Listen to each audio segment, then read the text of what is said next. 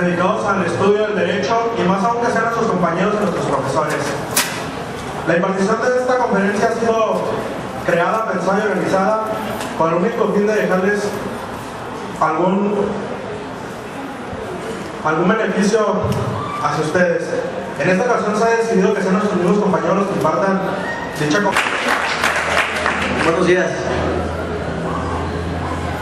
Contemplo con beneplácito el hecho de que hayan tenido a bien honrarnos con su presencia el día de hoy, el cual, en nombre del grupo de octavo matutino de la carrera de abogado, les agradezco.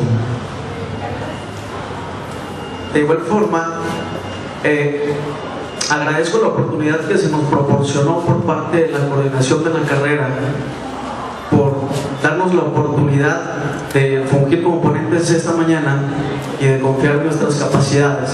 Muchísimas gracias. Y no estaría completo el agradecimiento si no lo hago extensivo a un ser humano excepcional que en lo personal le aguardo mucho afecto, la admiro y la respeto profundamente, doctora Sonia María de la O. Rubiano Vélez, quien funge como Ministerio Público de la Federación, adscrita al primer y cuarto Tribunal Unitario de Circuito, colegiado de circuito, perteneciente a la Procuraduría General de la República. Muchas gracias por venir, bienvenidos.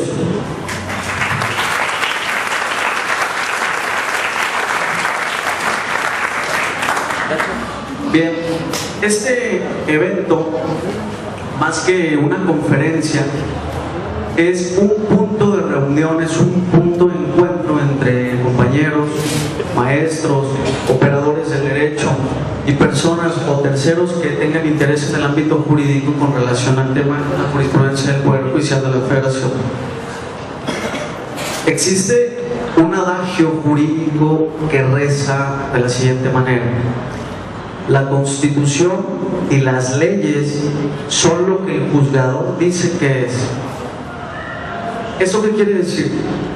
De este aforismo jurídico se puede concluir que ningún código o ninguna legislación es lo que está escrito sin la interpretación del Poder Judicial de la Federación. Es decir, lo que está escrito en una Constitución sin su interpretación armónica, pues solamente constituiría una belleza filosófica, de tal manera que cualquier operador de derecho que pueda fungir como intérprete y operador del mismo, pues cumple con una función de verdadero creador del derecho, claro, disfrazado de intérprete, porque a final de cuentas sabemos que el poder legislativo es quien crea la norma, pero sin su interpretación y sin su aplicación, pues no habría esa hermenéutica jurídica en el sistema jurídico mexicano. Al hablar de jurisprudencia, compañeros, por lo regular, de forma casi automática se nos viene a la mente 5 resoluciones ejecutoriadas en un mismo sentido, sin ser interrumpida por lo contrario, ¿cierto? Pues eso, en la especie y en sentido estricto, no constituye la jurisprudencia. Eso es uno de los 3 sistemas de formación de la jurisprudencia que hay, pero no podemos aseverar que sea ese el significado de tal figura jurídica. Recuerdo que en alguna ocasión tuvimos la oportunidad de asistir a una conferencia aquí en la escuela. Hubieron personas de otras universidades también que se dieron cita, y el ponente era un magistrado junto con otra persona. Y recuerdo que ese día una abogada le hace una pregunta precisamente al expositor y le dice: oiga, magistrado, de acuerdo al artículo 94 constitucional, la jurisprudencia del Poder Judicial de la Federación tiene carácter vinculante y en tanto tendría que ser tomado en consideración en la resolución de un proceso para beneficio de quien la invoca. Entonces el ponente, me gustó mucho su respuesta y me incitó a siempre estar en constante búsqueda del conocimiento, en constante búsqueda de lo que de alguna manera desconocemos y que podemos llevar a cabo a través de diferentes ámbitos en los que nos desarrollemos en el ejercicio de nuestra profesión. Él le dice, lo que sucede es que muchos abogados tienen la mala costumbre de invocar en sus escritos de cuenta de forma indistinta un simple precedente de una tesis aislada, de una jurisprudencia, de una tesis jurisprudencial o de puntos resolutivos únicamente de una sentencia derivada de un tribunal que esté facultado constitucionalmente al efecto. De tal manera que si no hacen la distinción de tesis aislada o de jurisprudencia, en tanto no podemos tener la certeza de la vinculación o de la obligación que tenga esa figura jurídica hacia con el tribunal. Entonces, no pidas que nosotros nos ajustemos de forma obligatoria a la jurisprudencia o al precedente que esto está citando, porque no, por falta de atención o por impericia muchas veces de parte de nosotros, no nos damos cuenta que citamos una tesis aislada en vez de una jurisprudencia, un precedente en vez de una tesis aislada, figuras jurídicas distintas. Entonces, no está en tanto el tribunal obligado a aplicar esa jurisprudencia.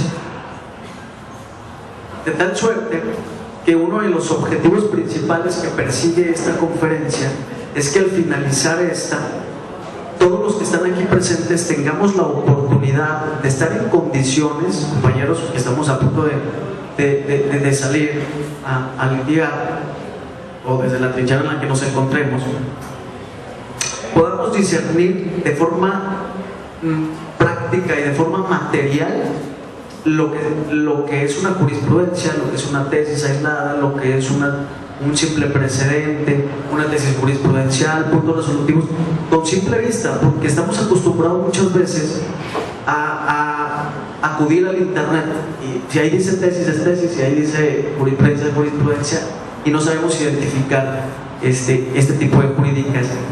Sin embargo, es de suma importancia y es de manera realmente muy sencilla. Con este pequeño preámbulo comienzo la jurisprudencia, no sin antes decir que nos gustaría a nosotros sentar un precedente para que en lo conducente, compañeros, en el futuro puedan tener la opción o puedan tener la posibilidad de estar de este lado y poder compartir con todos nosotros diferentes temas que puedan ser del interés de la comunidad estudiantil. Vamos a iniciar con el concepto, con la definición de jurisprudencia. Me gustaría comenzar con una definición que da Ulpiano, un jurista romano. No olvidemos la derivación del derecho como raíz del sistema jurídico mexicano. Ulpiano dice que la jurisprudencia es la ciencia de las cosas humanas y de las cosas divinas. No olvidemos el yug, no olvidemos el fas. Este vocablo, jurisprudencia, está compuesto por las siguientes acepciones. Jurisprudencia, que deriva del latín, que significa derecho, juris, y prudencia, que significa ciencia o conocimiento, de suerte tal que podemos inferir que la jurisprudencia es la ciencia del derecho, es la forma en que se conoce el derecho, que está traducida en una auténtica herramienta o un auténtico instrumento para poder decir el derecho, para poder desentrañar de la forma más precisa el espíritu intrínseco que el precepto legal nos quiere proporcionar. El objeto de la jurisprudencia, entre otros, es la sistematización, la innovación, la exposición ordenada y coherente de forma lógica, la interpretación de la ley y su adecuación a la norma legal en un cierto momento y en un cierto tiempo. ¿Por qué es sistemática? Es sistemática porque lleva una ordenación de acuerdo al tiempo.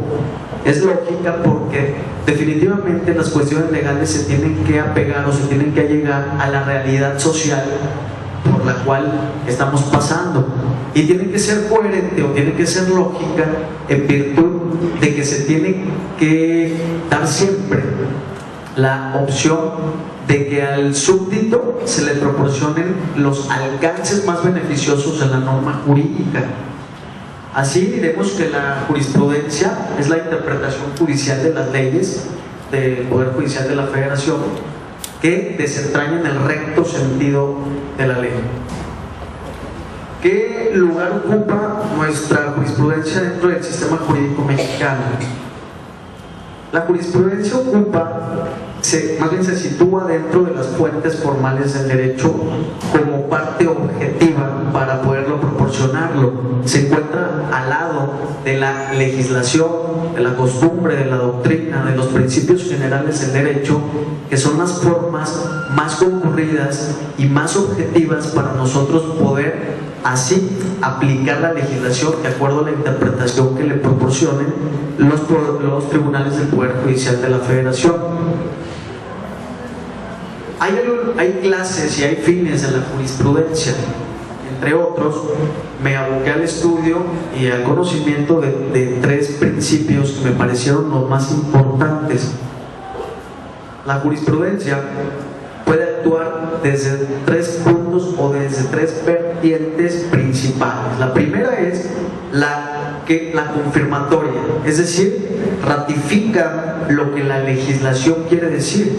Hay preceptos que sin más pueden ser entendibles para quien lo está necesitando. Sin embargo, hay muchos abogados que interpretan la norma de diferentes formas. Entonces, eso tiene que estar de alguna manera limitado, porque si él lo interpreta de una forma y ella lo interpreta de otra y él de otra, pues no habría un límite legal para su aplicación. Entonces, de ahí deriva el hecho de que el mismo Poder Judicial de la Federación le da una interpretación cierta a el precepto del que se trata. Es supletoria también, toda vez que colma los vicios y lagunas que la propia legislación puede tener. Ojo, no hay que confundirnos y no hay que equiparar o poner al mismo nivel jerárquico la jurisprudencia de la legislación. No es lo mismo una jurisprudencia en una ley, no está más arriba una jurisprudencia que una ley, ni siquiera pretende ser lo mismo. Simplemente es una forma de colmar los vacíos o de colmar las lagunas que la misma legislación no contempla. Y por último, un último punto de las clases de la jurisprudencia es precisamente la interpretativa, que pone de manifiesto el pensamiento del legislador, es decir, pone de manifiesto lo que quiso decir el legislador en el momento de crear la norma jurídica. ¿Cuántas veces no hemos visto en cualquier precedente o al rubro o al inicio de una jurisprudencia el hecho de que el operador del derecho dice: lo que el legislador quiso decir fue, entra la interpretación de la norma precisamente en esa parte. La jurisprudencia se tiene considerada por la doctrina como una parte argumentativa denominada de autoridad o argumento de autoridad, precisamente porque es emitido por parte de los tribunales facultados constitucionalmente al efecto y que tienen obligatoriedad para todos los tribunales del país o para ciertos determinados del país, dependiendo de si cumplen o no con las características que más adelante les voy a proporcionar. Bien, los tribunales competentes para emitir la jurisprudencia del Poder Judicial de la Federación es precisamente la Suprema Corte de Justicia de la Nación, funcionando en pleno y funcionando en salas, de conformidad con el artículo 216 de la Constitución General de la República y 216 de la nueva Ley de Amparo. También están facultados para el efecto los tribunales colegiados de circuito, también de la misma manera el Tribunal Electoral del Poder Judicial de la Federación, y una nueva figura que deviene a la luz de las reformas constitucionales al artículo 94 y 107 de la Constitución, se crean los plenos de circuito. Hago un paréntesis porque me parece importante hablarles de este nuevo órgano que se implementa en nuestro sistema jurídico. Estos plenos de circuito fueron creados por el Acuerdo General 14, número 14, diagonal 2013, emitido por el Consejo de la Judicatura Federal en uso de sus facultades y atribuciones que le confiere el artículo número 100 de la Constitución Política de los Estados Unidos Mexicanos, y del cual se constituye como una especie de superior jerárquico de los tribunales colegiados de circuito. Es decir, además está facultado para emitir jurisprudencia por contradicción de tesis, quitándole esa función a los tribunales colegiados de circuito. Estos plenos de circuito van a tener tres características. Pueden ser especializados, semiespecializados o sin especialización. Actualmente en el tercer circuito, que corresponde a esta entidad federativa, se abren 3 plenos de circuito especializados que corresponden a la materia administrativa, materia civil y materia penal. Estos plenos de circuito y materia mercantil, me parece, estos plenos de circuito van a estar conformados por los presidentes de los diferentes tribunales colegiados de circuito. Es decir, si en materia administrativa hay 2 tribunales colegiados de circuito integrado por 3 magistrados, pues cada presidente de esos tribunales va a formar un pleno de circuito en la especialidad que le corresponde. De cualquier manera, al término de la conferencia, utilizamos nosotros un material de apoyo que no se los entregamos al entrar, porque precisamente sería abundar muchísimo en el tema y por razón del tiempo tenemos que hacerlo, recortarlo. Entonces, al finalizar la conferencia, les van a ser entregado a la entrada precisamente el acuerdo que crea estos plenos de circuito para que puedan checarlo, y a final de cuentas, pues en algún momento vamos a litigarlo ante ese tipo de tribunales. El sistema de formación de la jurisprudencia del Poder Judicial de los que les estaba hablando se divide precisamente en 3. Uno es la reiteración de criterios, otra es por contradicción de tesis, o también conocida como unificación, y uno nuevo que se crea a partir de las reformas a la nueva ley del paro, que se llama sistema de formación jurisprudencial por sustitución. Voy a tratar de manera por demás sintética hablarles de cada uno de estos sistemas.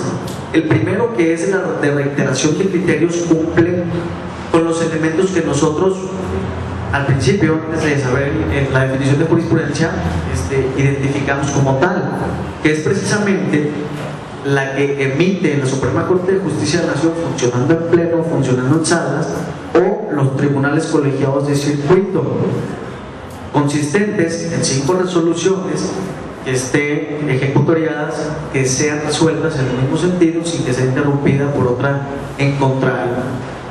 La jurisprudencia por reiteración de criterios, que sustente la Suprema Corte de Justicia, funcionando en pleno, funcionando en salas, es obligatoria, tiene carácter vinculante para todos los tribunales del país, absolutamente para todos, en aras de unificar el derecho para que de forma uniforme se pueda aplicar. Esto quiere decir que, a guisa de ejemplo, citaremos en los conceptos de violación de un amparo, se puede citar precisamente la inobservancia de una jurisprudencia que cumpla con elementos de carácter vinculante para que pueda ser cumplida por los tribunales de todo el país. Elementos de carácter obligatorio que ahorita les estaré explicando cuándo se cumplen para que lo podamos citar.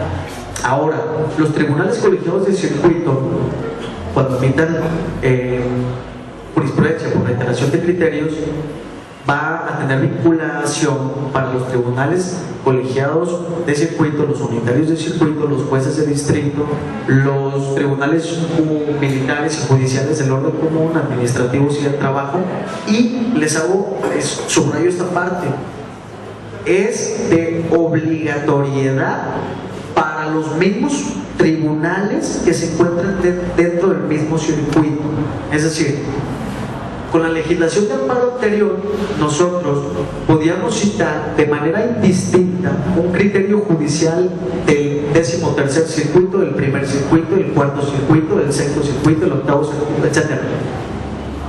Y citarlo en el escrito de cuenta para dar un punto de partida al tribunal del que se trate o del cual estamos litigando.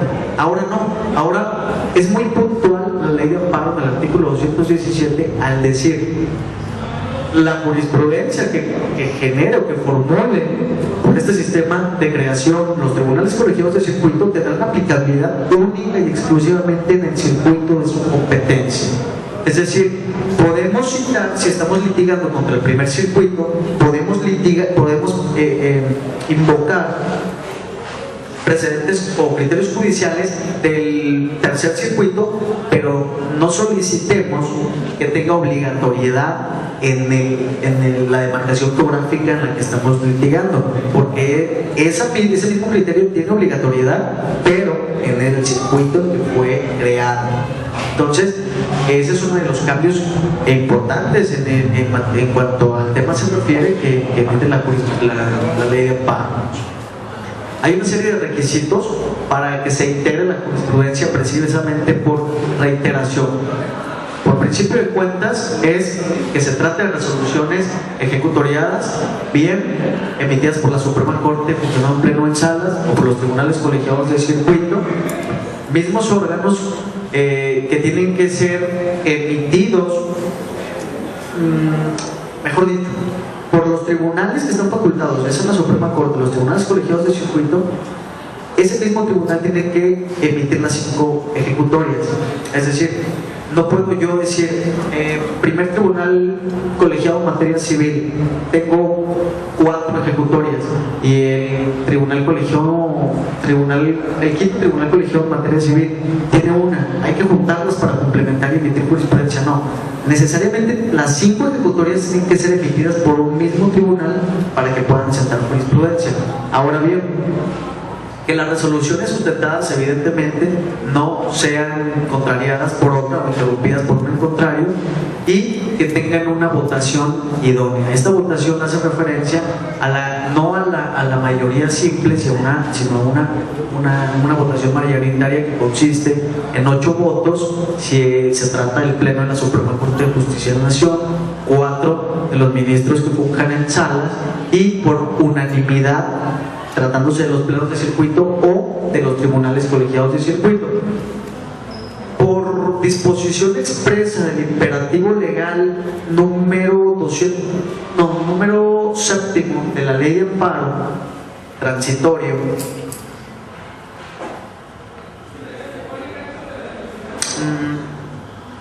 prohíbe que con la legislación anterior se siente jurisprudencia con relación a la de ahora. Esto quiere decir, para la integración de jurisprudencia por reiteración de criterios a que se refiere esta nueva ley de amparo, no se tomarán en cuenta las tesis aprobadas o que hayan sido aprobadas con la anterior. Esto quiere decir, si con la anterior ya tenía yo 4 sentencias ejecutoriadas para poderlas aplicar, y resulta que se emite esta nueva ley de amparo y hay una resolución que se pueda concatenar con las otras 4, se tendrá que comenzar desde la número 1 con esta nueva ley de amparo. Eso por disposición, repito, artículo 7 transitorio de la ley de amparo. La jurisprudencia, voy a pasar al segundo de los sistemas de formación jurisprudencial, que habla de la contradicción de tesis. La contradicción de tesis es más rica, es más dinámica, es más fructífera, es más práctica en cuanto al tiempo se refiere, puesto que no es necesario esperar a que las 5 ejecutorias lleguen y se siente jurisprudencia, sino que única y exclusivamente hace falta que 2 tribunales competentes emitan criterios discrepantes o criterios contradictorios para que se pueda sentar la jurisprudencia. La jurisprudencia por contradicción de tesis se sienta cuando haya criterios contradictorios entre las salas de la Suprema Corte de Justicia de la Nación quien conocerá en pleno y resolverá.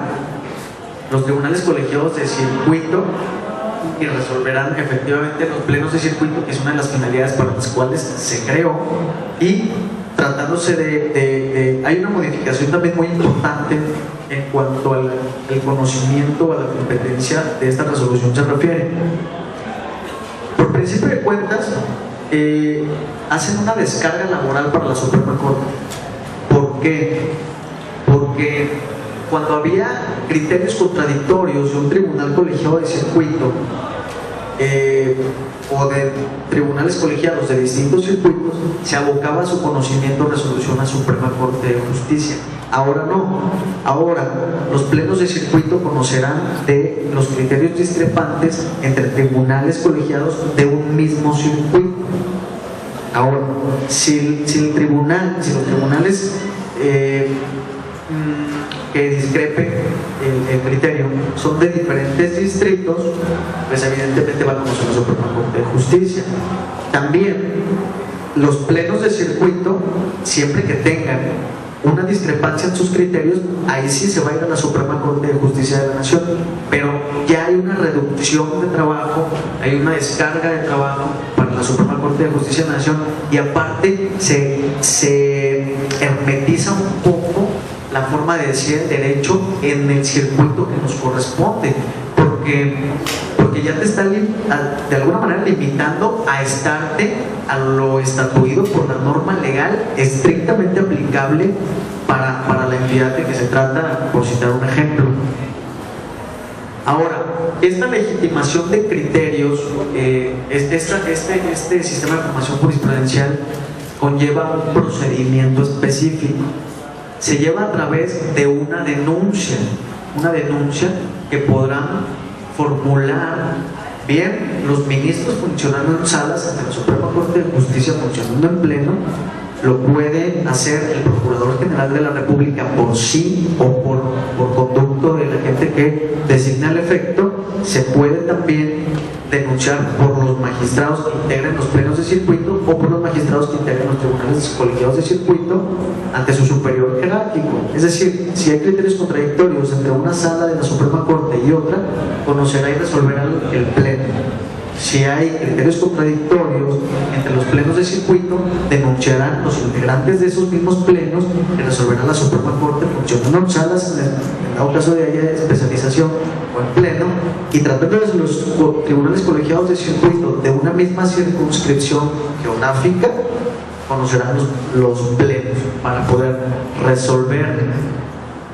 El Procurador General de la República podrá emitir su parecer en un plazo de 15 días. Cabe mencionar que las partes que hayan litigado y que hayan propiciado los criterios contendientes, pues también tienen legitimación para poder efectuar la denuncia ante el tribunal que resolvió, para que en lo sucesivo puedan emitir la jurisprudencia. La autoridad de la que se trata resolverá en un plazo de 3 meses. Hay ciertos lineamientos que se deben de seguir en este tipo de sistema, puesto que hay diferencias entre el sistema de creación de jurisprudencia por reiteración de criterios y por la contradicción de tesis. En esta contradicción de tesis cabe mencionar, y es importante subrayarlo, que no se está resolviendo un litigio. Simple y sencillamente son dos criterios discrepantes contendientes de distintas autoridades de un mismo nivel jerárquico. En cambio, el de contradicción, el de reiteración de criterios, sí se tienen que resolver, se tienen que estar ausentados por 5 ejecutorias en un mismo sentido. También es interesante señalar una de las diferencias sustanciales consistentes precisamente en que en el de reiteración de criterios, quien resuelve y emite la jurisprudencia es un tercero, es un tribunal tercero distinto a los contendientes. Es decir, si hay dos criterios discrepantes entre dos tribunales colegiados de un mismo circuito, quien resolverá será el pleno de circuito como superior jerárquico. a diferencia de la reiteración de criterios que resuelve un mismo tribunal y emite esa jurisprudencia el mismo tribunal que tiene las ejecutorias asentadas. Hay un tercer sistema de formación de jurisprudencia y que se acaba de implementar en la nueva ley de amparo, que se denomina por sustitución. Este conlleva una característica especial.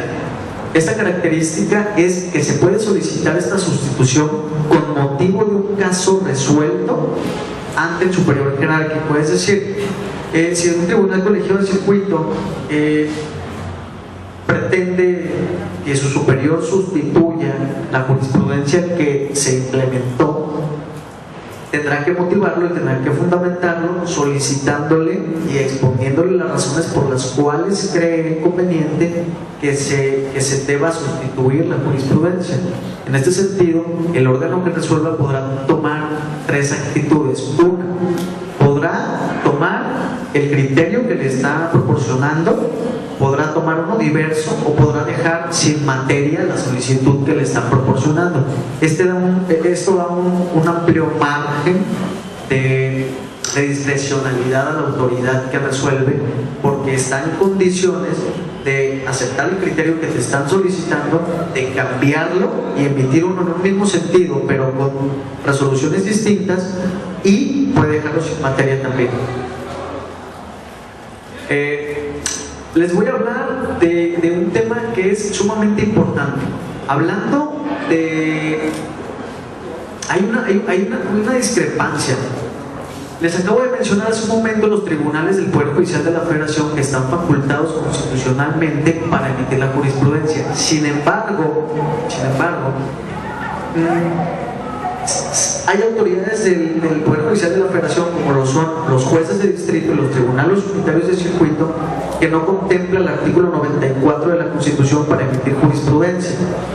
Pero hay un acuerdo número 69 de 2004 que lo emite el Consejo de la Judicatura Federal en ejercicio de sus funciones, en el que se abre una página web de este Consejo de la Judicatura para que los jueces de distrito y los tribunales unitarios de circuito, toda vez que resuelven procesos de trascendente importancia, obviamente haya ese precedente en aras de la transparencia para que cualquier abogado o cualquier persona en lo general pueda tomarla como fundamento de algún proceso. Es importante señalarles que no tiene carácter obligatorio el criterio judicial que emita un juez de distrito o un tribunal unitario de circuito, porque el artículo 94 no lo contempla, no contempla esas autoridades. Entonces, escuché en más de una oportunidad en esta semana que me decían, bueno, pero es que si no están facultados por la Constitución, entonces ¿cómo me estás diciendo que lo emiten? Permítanme decirles que el artículo 100 de la Constitución faculta al Consejo de la Judicatura para emitir acuerdos generales en función de sus atribuciones. Entonces, es creado por el Consejo de la Judicatura Federal para que puedan de esa manera sentar precedente los tribunales unitarios y los jueces de distrito, repito, sin que sea vinculante, pero que sí siente un criterio importante que nos pueda ayudar a nosotros como base para conocer de un determinado sistema que fue resuelto en tal sentido. Esto no genera los precedentes de estos tribunales de los que les hablo, no vinculantes, no generan jurisprudencia, sino que en la página web del Consejo de la Judicatura Federal se encuentran las sentencias. Si nosotros citamos los puntos resolutivos de esos tribunales, se tienen como el precedente judicial que se puede invocar en un proceso.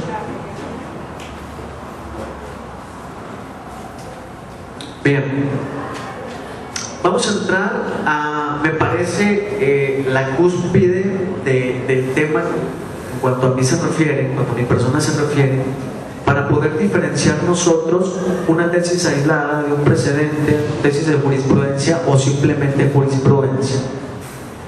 La tesis aislada o un simple precedente, cuando no es vinculante, es decir, cuando no tiene carácter obligatorio, cumple con las siguientes características.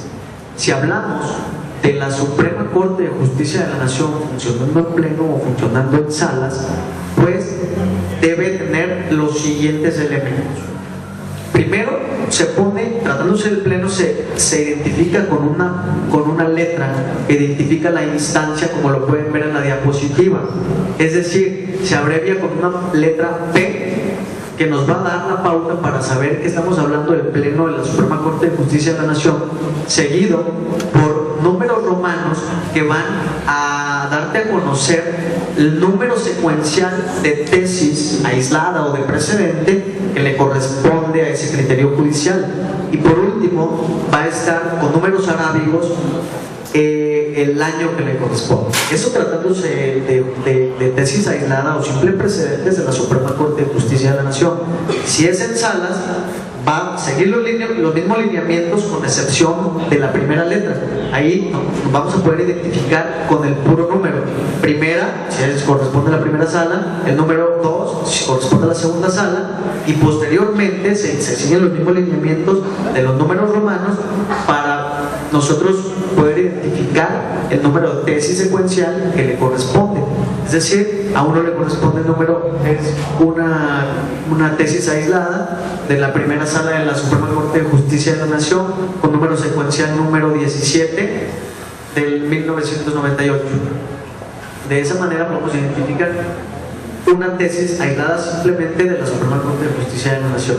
Ahora, ese es un ejemplo más gráfico para ilustrar lo que les acabo de explicar, y podamos nosotros de manera muy sencilla identificar en la especie la información que nosotros deseamos aplicar. Ahora, en los casos de los tribunales colegiados de circuito cambia ese tipo de información. De manera muy sencilla lo vamos a explicar, de la manera en que más sencillos pueda ser a mi alcance explicarse. Los datos son los siguientes. Aquí cambian. Me gustaría que sean, bueno, anotaciones, pero les iba a decir, pero no tan mucho. Me gustaría que pusieran un poquito de atención en esto, porque me parece que es importante. Aquí, en una tesis aislada de un tribunal colegiado de circuito, por principio de cuentas, se pone con números romanos el circuito al cual está correspondiendo esa tesis o ese precedente no vinculante. De suerte tal que, como en el ejemplo les estoy poniendo, el circuito en este caso corresponde a el primero, que tiene sede en la Ciudad de México. Después, con número arábigo, se pone el número de tribunal que la está emitiendo. Después se va a poner una letra que va a dar la identificación de la materia de la que se trata: C si es civil, P si es penal, A si es administrativo, L si es laboral, y así sucesivamente. Seguido de números arábigos, aquí cambia para darle un número secuencial de tesis. Y por último se le da una letra K si es de materia común, una F si es materia federal. De suerte tal que se puede leer de manera seguida, como se cita en el ejemplo, que se trata de una tesis aislada emitida por el primer tribunal colegiado en materia civil del primer circuito. ¿Muy bien? Bien. Es una tesis aislada. Digo, de manera muy sencilla lo podemos identificar. Sin embargo, muchas veces por falta de consulta o por algún tipo de flojerita, no nos detenemos a veces a identificar este tipo de datos, que son muy sencillos, realmente son muy sencillos, y hasta pueden decir, oye, esto es de risa, sí, pero no lo identificamos. Y con estos simples datos podemos nosotros ya diferenciar quién emite, qué es, de qué se trata, cuándo se emitió, y podemos en lo conducente tener más información respecto a ese criterio para poder aplicarlo en la especie. Ahora, cuando son jurisprudencias específicas, los va a diferenciar ciertos datos. Si hablamos de la Suprema Corte de Justicia de la Nación, vamos a darnos cuenta que, al igual que la tesis aislada, se pone al principio la instancia, es decir, si es del pleno, se pone una P seguido de una letra J. que precisamente te está dando la indicación de que pertenece a una jurisprudencia, seguida por un número arábigo que te va a dar el número secuencial de tesis que le proporciona el tribunal de que se trata, o en este caso la Suprema Corte de Justicia, y al último el número del año que le corresponde. Suerte tal que, como pueden observar en el ejemplo, les puse un ejemplo de una jurisprudencia del Pleno de la Suprema Corte de Justicia de la Nación, una jurisprudencia de la primera sala y una jurisprudencia de la segunda. Bien, lo único que va a cambiar aquí es que el número secuencial de tesis, en caso de la jurisprudencia, no va a poner números romanos, simplemente el número o letra de instancia seguido por la J, la letra J, el número secuencial de tesis y al último el año. Tratándose de los plenos de circuito o de los tribunales unitarios de circuito, podemos identificar la jurisprudencia de la siguiente manera. Al igual que en el ejemplo anterior, con números romanos se pone al principio el número del circuito que le corresponde, seguido de un número arábigo que de igual manera te va a dar la pauta para tú saber qué tribunal lo está emitiendo.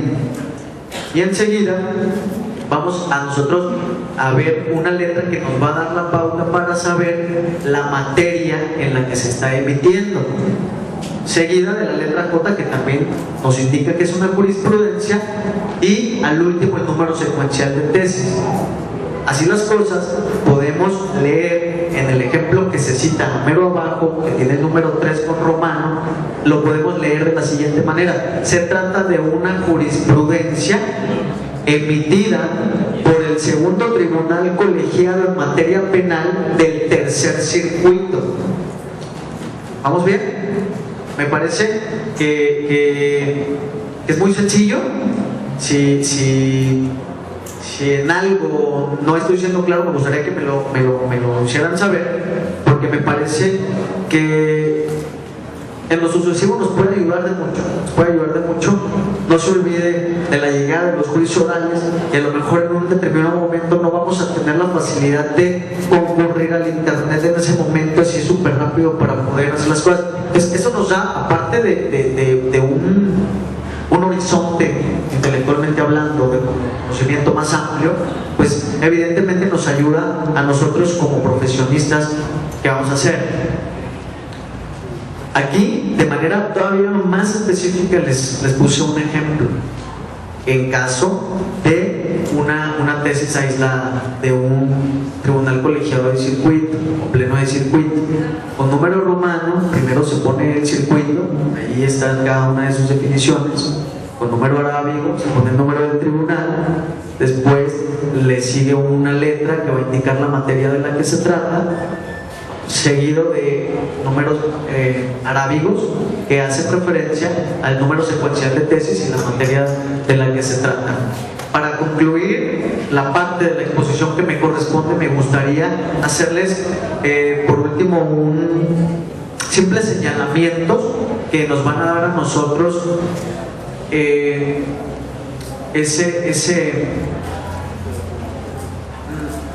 ese elemento sustancial para poder nosotros aplicar de forma adecuada la jurisprudencia o los criterios judiciales de los que se traten en un determinado momento. Derivado de lo anterior se decide lo siguiente: si sobre un tema existe una jurisprudencia en un sentido y una tesis aislada en otro, evidentemente deberá preferirse la jurisprudencia. Procuremos citar o procuremos buscar la jurisprudencia antes de citar una tesis aislada, y evidentemente identificar si tiene algún carácter vinculante o no lo tiene. Ya sería tema de mi compañero. Y otro de los puntos, otro de los lineamientos a seguir es el siguiente: la jurisprudencia de la Suprema Corte de Justicia de la Nación siempre, es obvio, va a tener aplicación preferente respecto de todos los demás tribunales que constituyan el Poder Judicial de la Federación. Y por último, deberán preferirse los criterios más recientes, como lo son la novena y la 10ª época.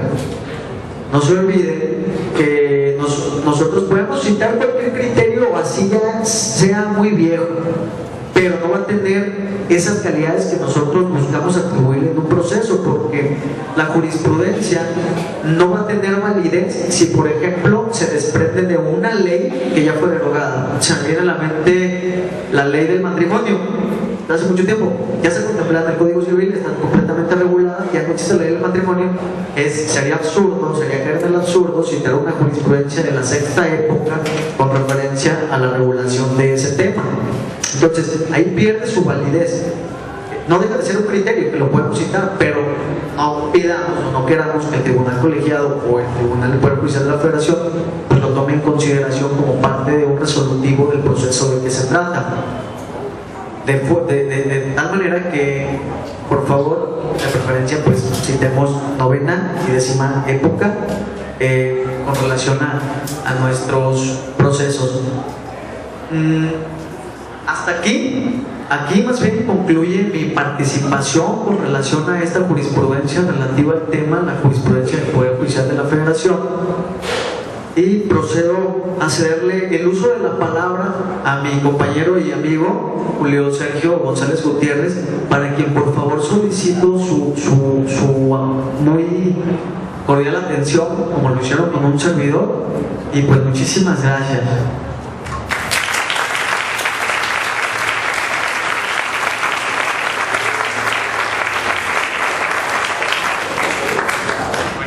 Bueno, buenas tardes.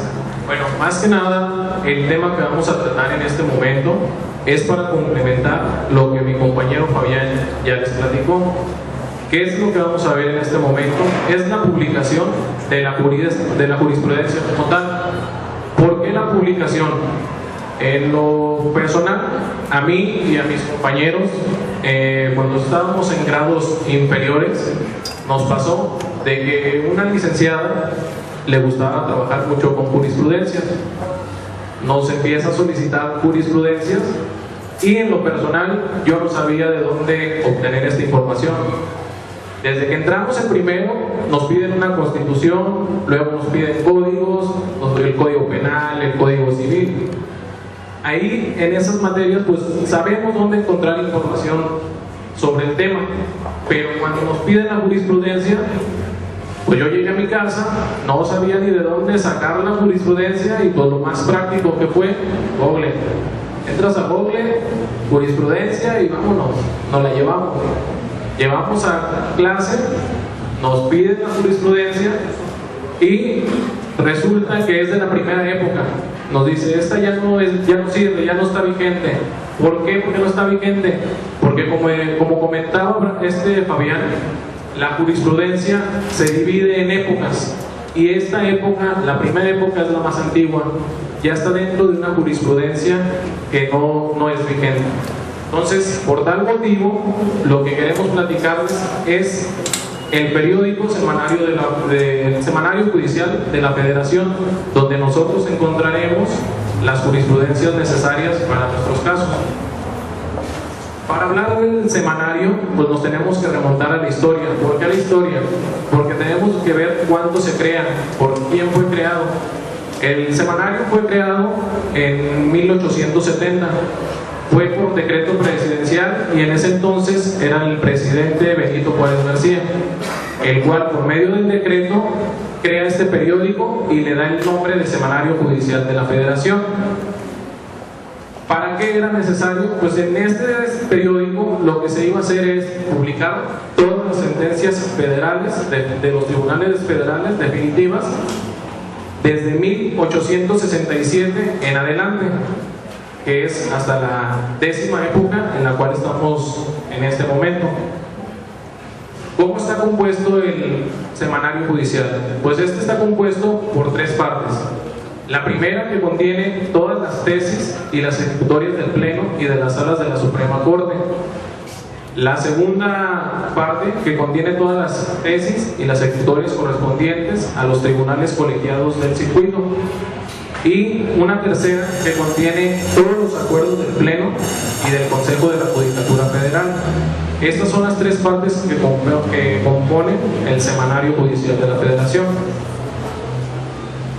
Bueno, el Semanario Judicial de la Federación se divide en 2 grandes periodos. Este es el periodo de la jurisprudencia histórica, que sería el primer periodo, y el segundo periodo, que es la jurisprudencia vigente. ¿Por qué se divide de esta manera? Pues con la finalidad de que sea manejable el semanario, sea entendible para nosotros.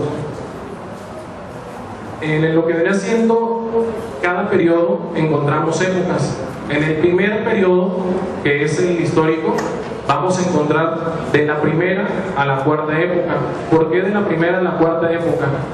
Porque nosotros actualmente con la constitución que nos regimos es la constitución de 1917. Entonces, todo lo que vendría haciendo las resoluciones antes de 1917 ya no se toman en cuenta, por eso queda dentro de un periodo histórico.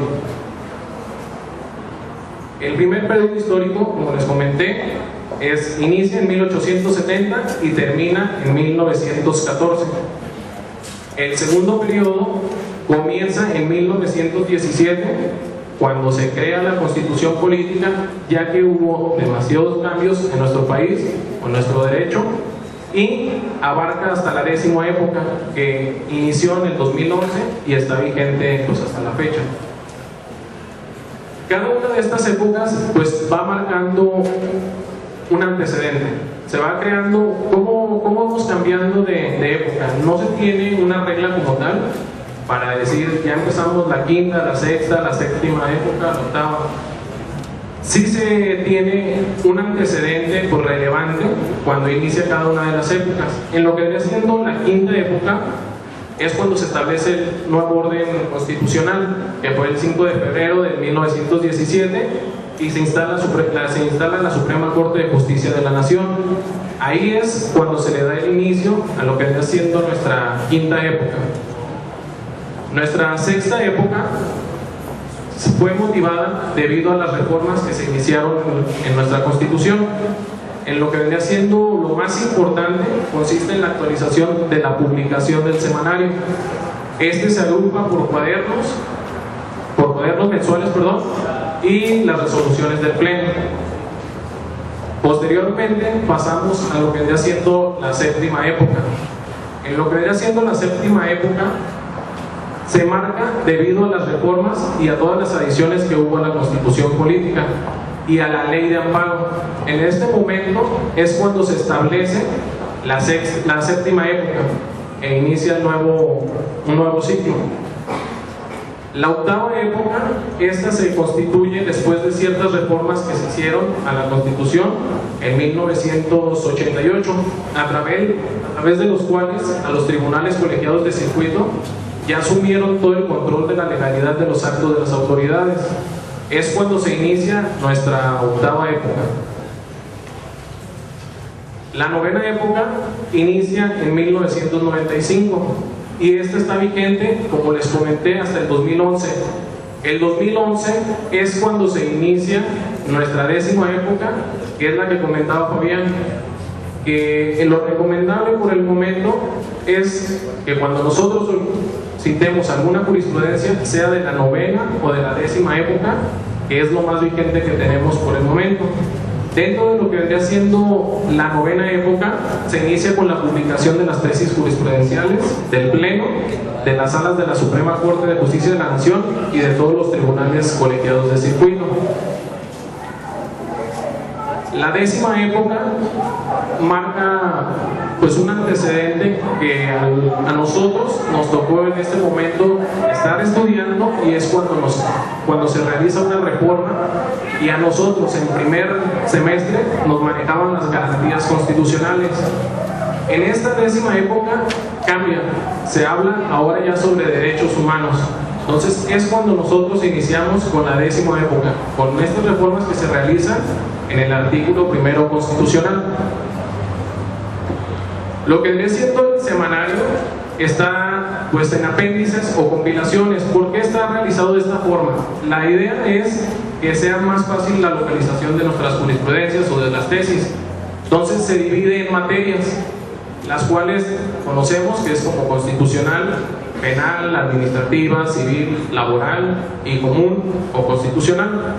Entonces, por tal motivo, el semanario se modifica de esta manera para que nosotros, los litigantes del derecho o los estudiantes del derecho, tengamos más facilidad en lo que está haciendo el semanario, la utilización del semanario.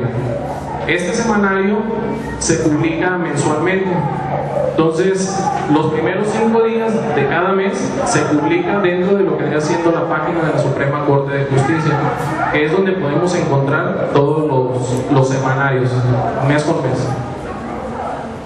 Bueno, lo que también veremos serían las partes de una tesis jurisprudencial. ¿Por qué? Porque normalmente agarramos, imprimimos la tesis, la llevamos y no sabemos ni cómo se conforma. Esta se conforma por tres características. La primera, que vendría siendo el rubro; la segunda, que es un texto; y la tercera, que es un precedente. En lo que vendría siendo el rubro, vamos a encontrar un enunciado gramatical que identifica el criterio interpretativo plasmado dentro de la tesis.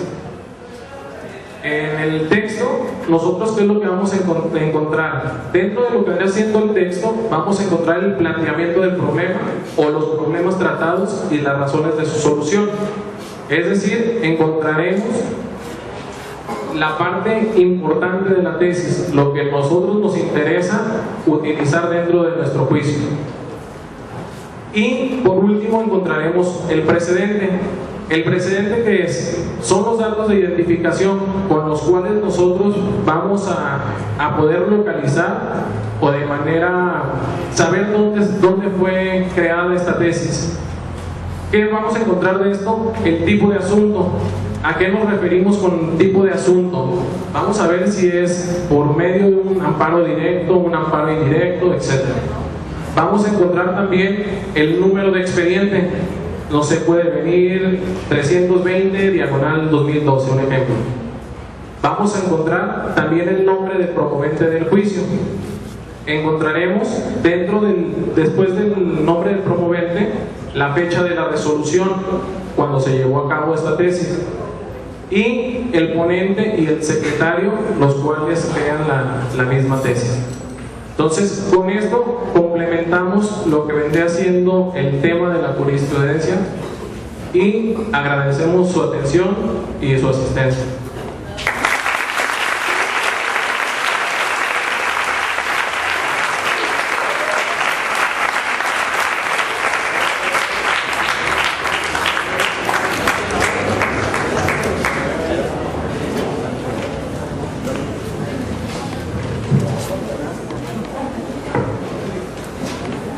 En este momento se hace la apertura correspondiente al periodo de preguntas y respuestas. De tal quien quiera hacer uso de la palabra puede hacerlo. A mis compañeros Fabián y Julio por este tipo de conferencias que sin duda va a marcar un precedente para que los alumnos del CUM tengamos como meta llegar a esa capacidad de explicación, que también sirva a los docentes, a los compañeros maestros, para que comprendan que aquí se puede sembrar un futuro muy sólido en cuanto a lo jurídico. Ahora, mi pregunta es, en base al principio de la irretroactividad de la ley y con la entrada de la reforma de junio de 2012 de derechos humanos, ¿qué va a pasar ahora con la nueva ley de amparo y toda la jurisprudencia que hay? ¿Se podrá invocar en estos nuevos asuntos en materia de amparo o los colegiados tendrán que crear nueva jurisprudencia sobre cómo nosotros vamos como futuros abogados, cuáles son las jurisprudencias que tenemos que invocar en ese tipo de soluciones, más bien de controversias? Sí, mira, tu pregunta es interesante, puesto que la jurisprudencia, al igual que la legislación, no es retroactiva, no se puede utilizar para perjudicar a persona alguna. De la misma manera, toda jurisprudencia, todas, absolutamente todas, no van a tener ningún tipo de perjuicio con los asuntos que ya fueron resueltos. Es decir, hay 5 ejecutorias, por ejemplo, en un mismo sentido, y 4 ejecutorias en el mismo sentido. Se dicta la quinta y después de que ya se siente jurisprudencia, si se dictó esa jurisprudencia por cualquier cosa en un sentido o por mínimo contrario, no podrá perjudicar los casos que ya estuvieron resueltos. Es decir, con las sentencias que se resolvieron en su momento, no podrá tener ningún perjuicio en la jurisprudencia que se haya sentado o que haya cambiado o haya tenido variantes en algún sentido. Eso por una parte. Por otra, de conformidad con el artículo 7º transitorio precisamente de la ley de amparo, ya no se puede tomar en consideración las jurisprudencias, los elementos de formación de jurisprudencia que se aplicaron con la antigua legislación de amparo, sino que se debe estar a esta nueva legislación. Yo les comentaba hace un momento que si teníamos 4 ejecutorias con la anterior ley de amparo y después de la vigencia de esta nueva sale una en el mismo sentido, no se podrá tomar ya en consideración, porque es a partir de que la nueva ley de amparo está tomada en cuenta. Ahora, toda la jurisprudencia antes de las reformas de 2011 pueden tener validez y pueden tener carácter obligatorio, si así lo son, siempre y cuando no contravengan disposiciones de la nueva ley de amparo. Esto con fundamento en el artículo 6 y en el artículo 11 de la ley de amparo, precisamente, en donde nos está dando la indicación exacta, en donde dice todas las tesis jurisprudenciales, todos los criterios judiciales de carácter vinculante podrán tener vigencia, podrán. A los muchachos por su ponencia y pues, ¿qué puedo decirles? Estoy muy orgullosa de ustedes. Desde que los conocí en tercero, han sido un grupo que algunos maestros me han comentado difícil, pero conmigo siempre han trabajado. Me hacían sus caras, pero siempre trabajaron conmigo. Y pues decirles más que nada que yo a un mes de que ya se vayan, creo que están